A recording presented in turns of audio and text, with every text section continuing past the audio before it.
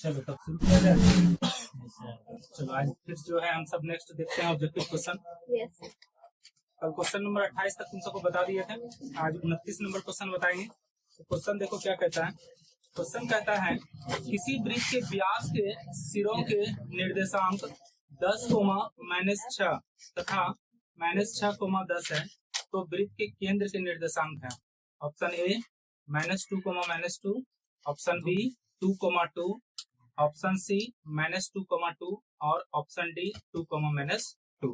तो चलो इसको एक एक करके जो है सॉल्व करते हैं कि क्या इसमें हो सकता है। तो क्वेश्चन नंबर 29 है तुम्हारा, ध्यान से समझना। क्वेश्चन कुछ इस प्रकार है, किसी वृत्त के व्यास के सिरों के निर्देशांक। तो सबसे पहले हम क्या करेंगे, एक वृत्त क्रिएट करेंगे। तो वृत्त कुछ इस प्रकार रहा। अब इसमें क्या है, तो व्यास का चर्चा है, तो हम क्या करेंगे, व्यास खींचेंगे। ये व्यास हो गया हमारा और इसका कहीं ना कहीं केंद्र होगा, ठीक है। तो हम क्या करते हैं, इन दोनों पॉइंट को कुछ इस प्रकार मान लेते हैं। सबसे पहले ये जो पॉइंट है इसको ए कंसीडर करते हैं और इसको बी कंसीडर कर लेते हैं। और यहाँ पर कहा गया है कि सिरों के निर्देशांक दिए गए हैं, ठीक है। तो सिरा का निर्देशांक मतलब ये वाला पार्ट दिया है गया 10 और इसका जो दूसरा वर्जन है ये है -6। उसी तरह बी का निर्देशांक भी दिया गया है, ये है -6 और 10, यही दिया गया, ठीक है। और कहा गया कि वृत्त के केंद्र के निर्देशांक है, मतलब अगर मैं इसको मान लेते हैं पी पॉइंट या ओ पॉइंट मान लेते हैं, तो हमको ओ का क्या करना होगा, निर्देशांक निकालना पड़ेगा। तो चलो देखो, क्योंकि ऑब्जेक्टिव क्वेश्चन है इसीलिए ऑब्जेक्टिव के ही तरह बनाएंगे। किसी वृत्त का जो व्यास होता है, अगर जो हम बात करें कि व्यास का जो मतलब ये केंद्र जो सेंटर होता है, इस वृत्त का क्या होता है, मध्य बिंदु होता है ना। क्योंकि अगर देखा जाए व्यास का बीच वाला जो भाग है सेंटर है, इसको कहते हैं मध्य बिंदु। इसका मतलब हर हाल में इनको क्या करना होगा, मध्य बिंदु का फॉर्मूला लगाना पड़ेगा। तो देखो इसका मतलब ओ का निर्देशांक,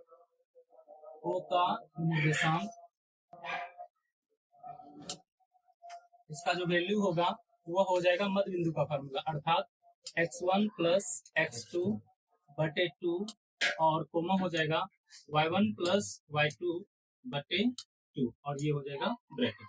अब जरा ध्यान से देखो, इस पॉइंट को कहते हैं x1 और इस पॉइंट को कहते हैं y1, उसी तरह इसको कहते हैं x2 और इसको कहते हैं y2।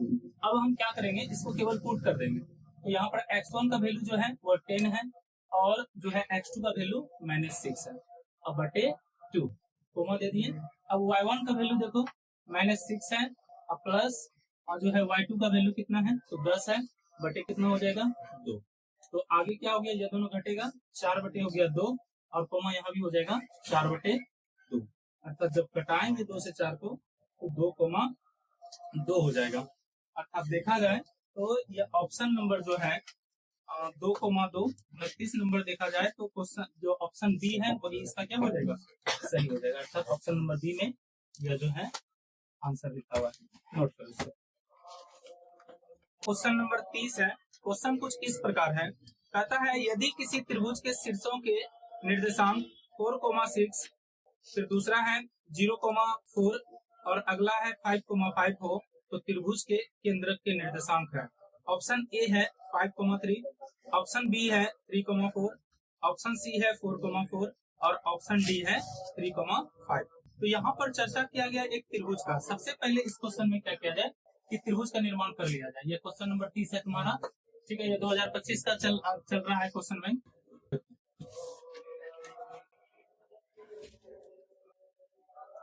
हम इसको शीर्ष को मान लेते हैं ए, इस शीर्ष को बी और इस शीर्ष को सी।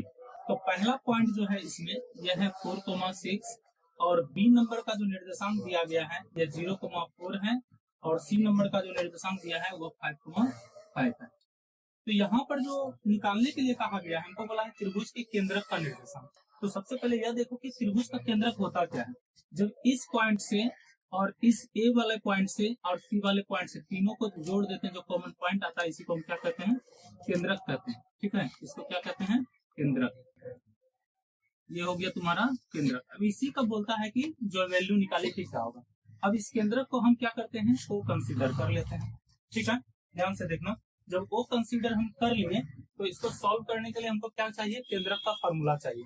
अर्थात ओ केंद्रक वो केंद्रक बराबर। तो इसका निर्देशांक, इसका जो मतलब सूत्र होता है वो होता है x1 प्लस x2 और प्लस x3 और बटे 3 कोमा y1 प्लस y2 और प्लस y3 और बटे होता है।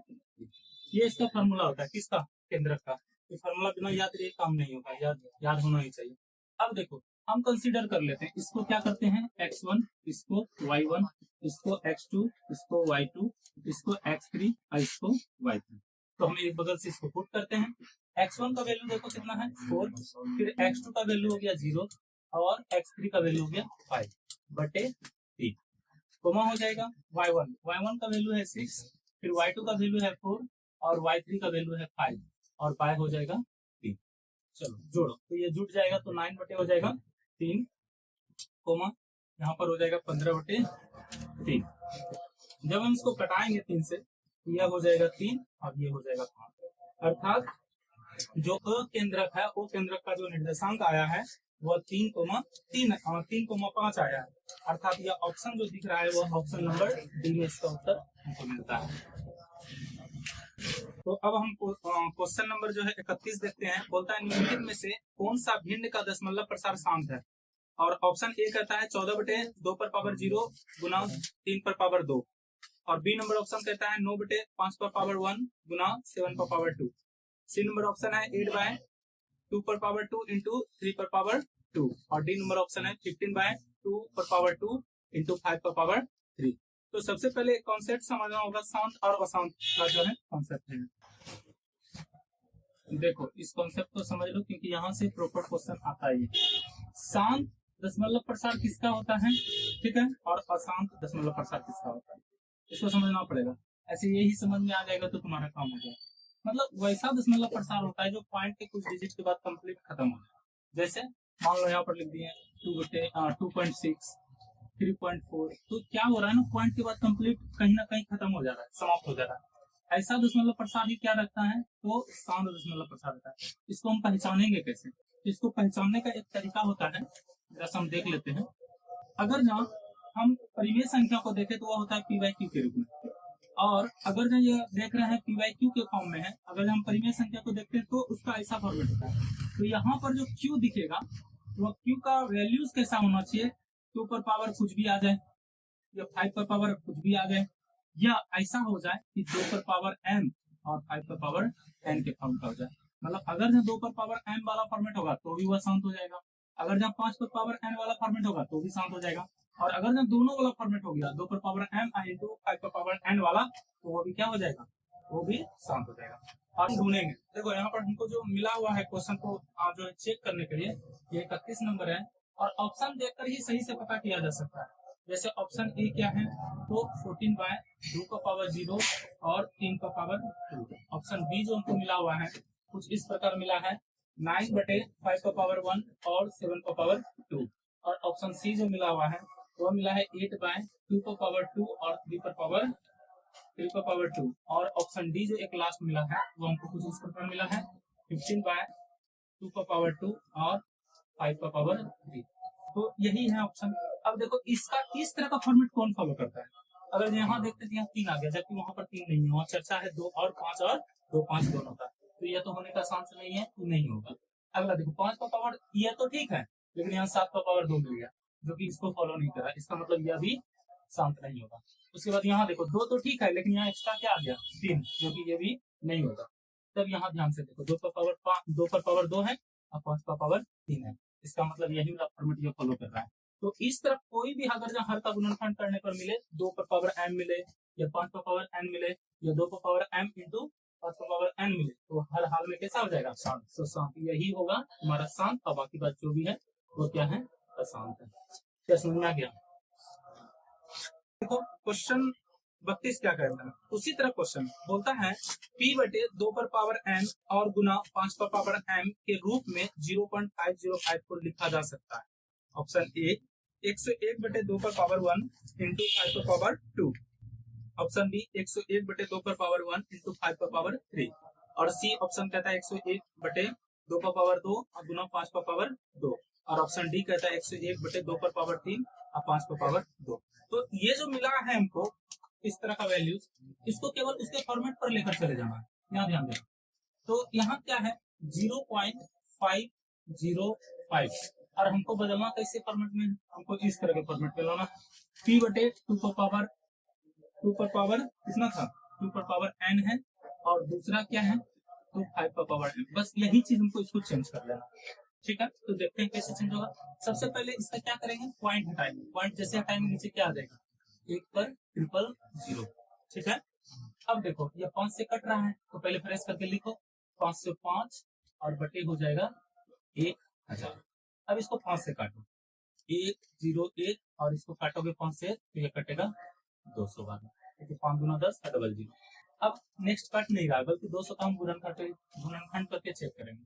तो गुणनखंड जैसे 200 का कर रहे हैं तो कुछ इस प्रकार दिखता है। 2 से कट जाता है 100 बार में, फिर 2 से कटता है 50 बार में, फिर 2 से कटता है 25 बार में और फिर जो है 5 से कटता है 5 बार में। तो इसी फॉर्मेट में केवल इसको लिखना है। यहाँ क्या हो गया 101 और बटे 200। जब इसको फॉर्मेट चेंज करेंगे तो 101 और बटे का वो 3 का वो 2 है 3 तो 2 का पावर 3 और 5 का पावर 2। अब देखो इसमें से ऑप्शन कौन सा तुम्हारे लिए है, तो यहाँ पर जो है यहाँ पर ऑप्शन मिल गया तो कौन सा, तो डी नंबर, अर्थात इसका उत्तर जो होगा 32 का वो डी नंबर। और सोल्यूशन कुछ इस प्रकार का। तो क्वेश्चन नंबर देखो, अब हम देखेंगे 33 नंबर क्वेश्चन। 33 क्या कहता है, कहता है यदि भाग algorithm a minus B Q और प्लस r में b बराबर 4 q बराबर 5 और r बराबर 1 हो तो a का मान क्या होगा। ऑप्शन नंबर ए है 20, ऑप्शन नंबर बी है 21, ऑप्शन नंबर सी है 25 और ऑप्शन नंबर डी है जो है 31। तो देखो सबसे पहले क्या है और कैसे है, तो हमको कुछ इस प्रकार जो है इसको डिजाइन करके क्वेश्चन दिया है। क्वेश्चन नंबर क्या था, तो 33। देखो यहाँ पर इस प्रकार दिया गया है a minus B Q plus r, यही तुमको गिवन है। और क्या दिया गया है, तो b का वैल्यू हमको दिया गया है 4 और q का वैल्यू जो दिया गया है वो दिया गया है 5 और r का जो वैल्यू दिया गया है यह है 1। बस कुछ नहीं, इसमें केवल पुट कर दो, उत्तर चलाएगा। तो हमारा इक्वेशन कहता है a minus B Q plus क्या है r। अच्छा ये लग रहा है कि थोड़ा सा गड़बड़ है क्या क्वेश्चन, ए का मान पूछ ही रहा है कि क्वेश्चन गड़बड़ है, क्वेश्चन को ठीक करो। तो यहाँ पर ए बराबर होना चाहिए बी क्यू प्लस आर। ठीक है, तो यहाँ पर देखो ए बराबर बी क्यू प्लस आर। अब यहाँ क्या करना है, बी का वैल्यू पुट करो तो बी का वैल्यू कितना है 4, क्यू का वैल्यू कितना है 5 और आर का वैल्यू कितना है 1। जब इसको कैलकुलेट करोगे तो यह हो गया 20 और प्लस 1 और ये जोड़ोगे तो हो जाएगा 21। अर्थात ऑप्शन नंबर देखा जाए तो बी है जो कि इसका उत्तर फिल करता है। और इस तरह का क्वेश्चन इंपॉर्टेंट होता है, जो है इसको जरूर प्रैक्टिस करना। क्वेश्चन नंबर अब 34 क्या कहता है, बहुपद 2x² माइनस 4x और माइनस 6 के शून्यांक है। ऑप्शन ए है 1,3 और बी है -1,3, सी है 1,-3 और डी है -1,-3। तो देखो इस तरह के क्वेश्चन को कैसे सॉल्व करते हैं। क्वेश्चन नंबर यह 34 है हमारा और क्वेश्चन यह था 2x² माइनस 4x और माइनस 6। ऑप्शन कुछ इस प्रकार है। ऑप्शन कहता है पहला नंबर 1,3, ऑप्शन बी कहता है -1,3, ऑप्शन सी कहता है 1,-3 और ऑप्शन डी कहता है -1,-3। अब इसको बनाने का तरीका तो है ही गुणनखंड करना, लेकिन एक दूसरा तरीका भी है। अगर इस क्वेश्चन को यह कर लिया जाए कि चेक कर लिया जाए तो हम एक ही बार में उत्तर मार सकते हैं। ये कैसे होगा सर, यह सब आदमी ध्यान दो, तो फिर बाद में यह समझ नहीं आएगी। इसको कैसे देखेंगे, अगर मान लो वहां पर कोई ऐसा गुणनखंड दे दे जो कि सॉल्व नहीं हो रहा है तो हम करेंगे क्या। जब ऐसा वो बता रहा है कि यह इसका क्या है शून्यक है, शून्यक मतलब उसका वैल्यू x का ही वैल्यू होगा। इसका मतलब अगर इस x का वैल्यू उसमें पुट करेंगे तो वो किसके बराबर होना चाहिए, 0 के बराबर हो जाना चाहिए। तो एक करके चेक करो, अगर तुम इसको यहाँ पुट करते हैं, देखो x किसका पहले 1 रख कर देखो क्या इसका वैल्यू 0 हो रहा है, या 1 रखेंगे तो 1 का स्क्वायर 1 और 2 गुना 2 हो गया। यहाँ -4x है, यहाँ 1 रखोगे तो -4 हो जाएगा और यहाँ 6 तो -4 और -6 -10 हो गया। और जबकि यहाँ क्या हुआ है तो 0 नहीं आया वैल्यू। चलो ई तो चेक करो, -1 पुट करो यहाँ, जैसे यहाँ -1 पुट करेंगे तो क्या हो जाएगा +1 और 1 गुना 2 2 हो गया। जैसे यहाँ माइनस पुट करोगे तो माइनस माइनस क्या हो जाएगा प्लस। इसका मतलब 4 भी प्लस में और 2 भी किस में प्लस में। 4 2 6 हुआ और माइनस क्या है 6, तो 6 - 6 कितना हो गया जीरो। उसी तरह इस पर तो जीरो हमने पाया, दूसरे को भी चेक करेंगे। दूसरा जैसे पुट करेंगे यहाँ 3, तो 3 या 9 हो गया, नहीं हो गया, मतलब 3 का स्क्वायर करेंगे तो 9 हो जाएगा, और 9 गुना 2 कितना हो गया 18। फिर यहाँ 3 रखो, कितना हो गया 12।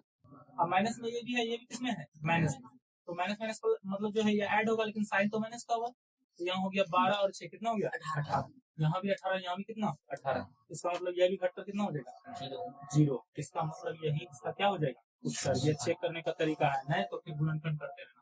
हम चेक कर रहे हैं ऑप्शन नंबर बी को। यहाँ पर क्या पुट करेंगे, पहले एक बार में हम पुट करें। अच्छा रुको, इसको इस तरह डिजाइन करो। तो p जो है मान लेते हैं x का वैल्यू कितना हो जाएगा 2x² माइनस 4x माइनस 6। इसको जो है ऑरल ही करना है, ऐसा नहीं हम लिख कर करेंगे, हम सिर्फ बताने के लिए तुमको ऐसा करेंगे। डायरेक्ट देखोगे, इसको पुट करोगे मन में और कैलकुलेशन करके उत्तर निकाल लेना। अब x का वैल्यू जो है पहली बार कितना रख रहे हैं -1, यहाँ पर पुट कर दो। ये हो गया 2 और गुना हो जाएगा -1 का स्क्वायर -4 और गुना हो जाएगा -1 और -6।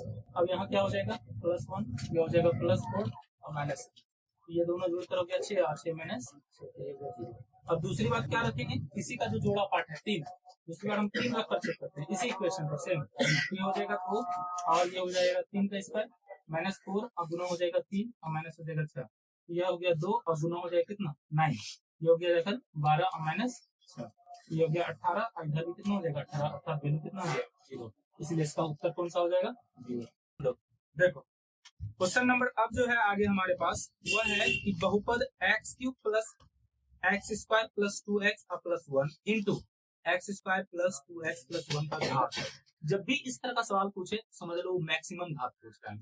अब मैक्सिमम घात कब होगा, जब उस इक्वेशन को सॉल्व कर लेंगे तब हमको पता चले, वो गुना हो भाग हो जोड़ना हो जो भी हो वहां पर तब मैक्सिमम घात पता चलता है। ऑप्शन नंबर ए है 3, ऑप्शन बी है 4, ऑप्शन सी है 5 और ऑप्शन डी है 6। तो इसको देखो इस तरह हम सब सॉल्व करते हैं। यह क्वेश्चन नंबर तुम्हारा 35 है। पहले हम दिखाते हैं कि क्वेश्चन क्या था। x³ plus x² plus 2x plus 1 और इंटू जो है यह है x² प्लस 2x और प्लस 1। जब भी घात हमसे पूछे तुमको ध्यान इस बात का रखना पड़ेगा कि मैक्सिमम घात पूछ रहा है तो ये तो गुना होगा। और तुमको एक यहाँ पर कॉन्सेप्ट रहता है इस तरह से।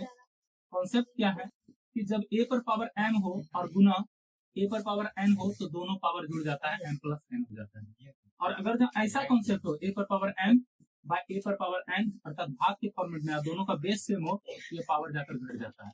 इस चीज का ध्यान रखना है। तो यहाँ पर चूंकि गुना हो रहा है और दोनों का बेस सेम है तो देखो पहला वाला टर्म को पहला वाला सम क्या करेंगे गुना करेंगे तो पावर क्या हो जाएगा जुड़ जाएगा। जैसे x पावर 3 और x पावर 2 इस तरह लिखेंगे तो यहाँ पर क्या हो जाएगा x पावर 5। अब सबको करना जरूरी नहीं है, हमारा उत्तर आ चुका है। इसका जो उत्तर होगा वो क्या हो जाएगा 5, अर्थात ऑप्शन नंबर सी होगा। इसका घात हम देखेंगे तो घात हो गया 5 और ऑप्शन नंबर क्या है सी। अगर नोट करने का विचार है तो कर लेना। हाँ अल्लाह ने करो। अब यह क्वेश्चन बहुत इंपॉर्टेंट है। यह क्वेश्चन कहता है निम्नलिखित में से कौन बहुपद नहीं है। ठीक है, ऑप्शन ए कहता है x² माइनस 7, ऑप्शन बी है 2x² plus 7x plus 6, option C है 1/2x² प्लस 1/2x प्लस 4 और ऑप्शन डी है x प्लस 4/x। तो सबसे पहले इसका कॉन्सेप्ट तो समझ लो। चलो देखो ये क्वेश्चन नंबर तुम्हारा 36 है। इसका ऑप्शन भी हम लिखना चाहेंगे। ऑप्शन नंबर ए कुछ इस प्रकार था x² माइनस 7, ऑप्शन बी कहता है 2x² plus 7x plus 6, option C इसमें यह है 1/2x² प्लस 1/2x प्लस 4 और ऑप्शन डी कुछ इस प्रकार है x प्लस 4/x। कॉन्सेप्ट देखो, अगर यह इस तरह हो तो हम किसको बहुपद नहीं कहेंगे। ठीक है, तो देखो पहला नंबर टर्म्स एंड कंडीशन हम दिखाएंगे तुमको किसको बहुपद नहीं कहेंगे और इसी के बेस पर हम तय कर लेंगे कि यह बहुपद है या नहीं। कोई भी अगर यहाँ चर राशि रूट में हो और रूट से बाहर नहीं आए तो वह हर हाल में जो है वो बहुपद नहीं होगा। जैसे मान लो यह हो गया, इसी तरह मान लो y है, इसी तरह मान लो z। ये रूट से बाहर आ सकता है क्या? नहीं। अगर ना वो रूट से फ्री हो गया तब हो सकता है, बट अगर जब तक वो रूट में है तब तक वो बहुपद नहीं होगा। ऑप्शन नंबर दूसरा मतलब इसका दूसरा जो कॉन्सेप्ट रहता है कि इसमें कैसे और क्या हो सकता है। अगर ना कोई भी चर राशि इसमें आ जाए बाय के फॉर्म में, इस तरह जो दिख रहा है ऐसे फॉर्मेट में आ गए, इसको जब भी तुम ऊपर ले जाओगे तो माइनस में बदल जाएगा, ये भी माइनस में बदल जाएगा और ये भी किस में बदल जाएगा, माइनस में। तो ये भी क्या होगा, बहुपद नहीं होगा। और एक लास्ट कॉन्सेप्ट होता है, जब कुछ ऐसा दिखने लगे x पावर -2, y पर पावर 0.5 या z पर पावर 1/2 या मान लो जो है w पर पावर √3, ऐसा कुछ भी आए तो ये भी बहुपद नहीं होता है। बात समझ में आ गया? ये तीनों बताता है कि बहुपद नहीं होता है, इसके अलावा कुछ भी होगा वो क्या होगा, बहुपद होगा। यह कॉन्सेप्ट होता है कि बहुपद नहीं होता है, हमको पढ़ना है कि होता है बहुपद नहीं होता है। ऐसा अगर न रहे, अगर ना पाई के फॉर्म में रहे 1/x 1/y 1/z, जब भी ये ऊपर जाएगा माइनस के फॉर्मेट में चला जाएगा। अर्थात वो कहता है ना कि जो चर राशि होता है हमेशा उस पर पावर एक पूर्ण संख्या होना चाहिए, कभी भी माइनस नहीं होना चाहिए। तो मतलब एक पूर्ण संख्या क्या करेंगे, मतलब 0 1 2 3 4 ऐसा, ना ही बटे में होना चाहिए, ना ही माइनस होना चाहिए, ना ही रूट में होना चाहिए। अगर ऐसा होगा तो वो ऊपर रहेगा। अब इस सारा वहां चेक कर लेना, यहाँ पर क्या बोला है, इसमें पूछ रहा है कि कौन बहुपद नहीं है, हमको ये पूछा गया, ध्यान रहे जैसा पूछा जाएगा वैसा ही करना है, जवाब देना। बोला है कौन बहुपद नहीं है, तो देखेंगे पहले कौन कौन बहुपद है उसको हटा लो। तो देखो पहला नंबर, क्या यह बहुपद है, क्या उस श्रेणी में खड़ा है, क्या नहीं है, इसका मतलब यह बहुपद है ना, क्योंकि x पावर 2 है, जबकि माइनस उन्नस कुछ इसमें नहीं है बल्कि 2 है। अच्छा यहाँ 7 हो गया, 2x² + 7x प्लस क्या है 6, ये भी बहुपद है क्योंकि इस पर पूर्ण संख्या है ना। आगे देखो यहाँ पर 1/2 है, जब भी देखना चर राशि पर, अचर पर नहीं देखना, हमको चर पर देखना। पावर क्या है 2, सही है, इसका पावर 1, आई इसका पावर 0, सही है, ये भी बहुपद है। अब यहाँ ध्यान दो x + 1/x, हम बोले ना 1/x रहेगा, क्या यह बहुपद होगा, नहीं होगा। इसका मतलब यही एक ऐसा ऑप्शन है जो कि बहुपद नहीं है। कोई समस्या है तो बोलो। कि कॉन्सेप्ट याद रखना है, कॉन्सेप्ट ज्यादा पड़ेगी, एक नंबर का क्वेश्चन मिलेगा तुमको, वहां पर ट्राई करना होगा यह बहुपद है या नहीं, ऐसा रहेगा। हैं ये क्वेश्चन नंबर हमारा क्या है 37 नंबर, कहता है निम्नलिखित, ये भी क्वेश्चन गड़बड़ है, थोड़ा सा सही करना।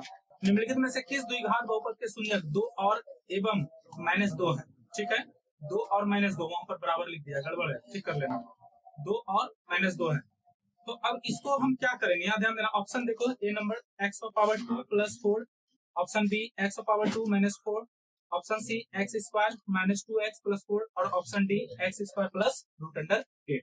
तो देखो ये क्वेश्चन नंबर 37 को कैसे सॉल्व करें, ध्यान से देखना। तो कुछ इस प्रकार है हमारे पास, शून्यक जो दिया गया है, शून्यक तो अल्फा और बीटा को मानते हैं, तो पहला शून्यक जो दिया गया है वो है 2 और दूसरा शून्यक जो दिया गया है वो दूसरा शून्यक बीटा, अर्थात यहाँ पर है -2। हम लोगों को बताए हैं कि जब भी हमको बहुपद निकालने बोले, द्विघात बहुपद, तो हमारे पास ऑप्शन रहता है द्विघात बहुपद, इसका फार्मूला बताएं, उस पर पुट करोगे एकदम इजीली निकलेगा। क्या होता है x² - alpha plus beta into x plus alpha into beta, इससे रिलेटेड क्वेश्चन निश्चित है कि आएगा, इसीलिए इसको अच्छा से दिमाग में रखना। ये x² अल्फा का वैल्यू 2 और बीटा का value -2 into x plus alpha का वैल्यू 2 और बीटा का वैल्यू -2। यहाँ पर देखो दो साइन एक साथ आ रहा था, इसी वजह से ब्रैकेट देकर सेपरेट करना जरूरी है। अब यहाँ क्या हो गया x², ये दोनों घटा तो 0 हो गया, 0 हो गया, ये तो खत्म हो गया, इसको लिखना जरूरी नहीं है। अच्छा यहाँ देखो प्लस और माइनस क्या हो गया माइनस, और 2 गुना 2 कितना हो गया 4, अर्थात इसका उत्तर जो है वो ऑप्शन नंबर बी पर है, जो कि सही उत्तर। तो चलो क्वेश्चन नंबर 38 देखो क्या कहता है, यदि बहुपद t² + 7t + 10 के शून्यक अल्फा और बीटा हो तो अल्फा प्लस बीटा का मान है। Option A 7, option B 10, option C -7, option D -10। तो चलो इसको सॉल्व करते हैं। तो ये क्वेश्चन नंबर हमारा हो गया 38। क्वेश्चन यह था कि t² + 7t और प्लस है 10, हमको कहा क्या गया है फाइंड आउट करने के लिए अल्फा प्लस बीटा। अब अल्फा प्लस बीटा का एक फार्मूला हम बताए थे -b/a। अब जरा ध्यान से देखो तो ये जो फॉर्मेट होता है ax² + bx और +c होता है। कहने का ये मतलब a का वैल्यू यहाँ पर जो नंबर होगा वही होगा, t नहीं होगा, ठीक है। यहाँ नंबर क्या छिपा हुआ है, एक छिपा हुआ है यहाँ पर, है ना। उसी तरह b का वैल्यू देखो 7 है और c का वैल्यू यहाँ पर 10 है। तो इस इक्वेशन से जब तुलना करते हैं पता चल जाता है a b c का वैल्यू। अब यहाँ देखो माइनस तो छोड़ दिए, b का वैल्यू कितना है 7 और ए का वैल्यू कितना दिख रहा है 1, उसको सॉल्व करेंगे आ जाएगा -7, जो कि ऑप्शन नंबर तुम्हारा सी कहता है -7। इसको पुट कर लेना। एक क्वेश्चन और बता देते हैं, रुको। तो क्वेश्चन नंबर अगला जो 39 नंबर है 39 कहता है sine 30 degree plus cos 30 degree और माइनस साइन 60 डिग्री और प्लस जो है और कॉस 60 डिग्री। ठीक है, तो इसको सेपरेट ब्रैकेट से किया गया है, हमको वैल्यू बताना है कि क्या होगा। ऑप्शन नंबर ए है -1, ऑप्शन नंबर बी है 0, ऑप्शन नंबर सी है 1 और ऑप्शन नंबर डी है 2। तो जरा सा देख लो 39 नंबर यहाँ पर कुछ इस प्रकार है, sine 30 degree plus cos 30 degree और ब्रैकेट क्लोज है माइनस साइन 60 डिग्री और प्लस कॉस 60 डिग्री। इसी का वैल्यू निकालना है कि क्या होगा। तो देखो सबसे पहले हम क्या करेंगे, साइन को हटाएंगे। ठीक है, ये हो गया। अच्छा, साथ साथ वैल्यू भी रखते हैं। चलो, तो यहाँ साइन 30 का वैल्यू हो गया 1/2 प्लस इसका वैल्यू हो जाएगा √3/2। जरा देखो ई माइनस और यहाँ प्लस तो माइनस हो जाएगा और साइन 60 का वैल्यू क्या होता है तो √3/2। अब यहाँ माइनस और यहाँ प्लस है तो हो जाएगा माइनस और cos 60 का वैल्यू होता है 1/2। ध्यान से देखो E plus E minus 0, E plus E minus 0, इसका मतलब इसका वैल्यू जो आने वाला है वह 0 आने वाला है और इसका ऑप्शन नंबर बी जो होगा वही क्या है, सही है।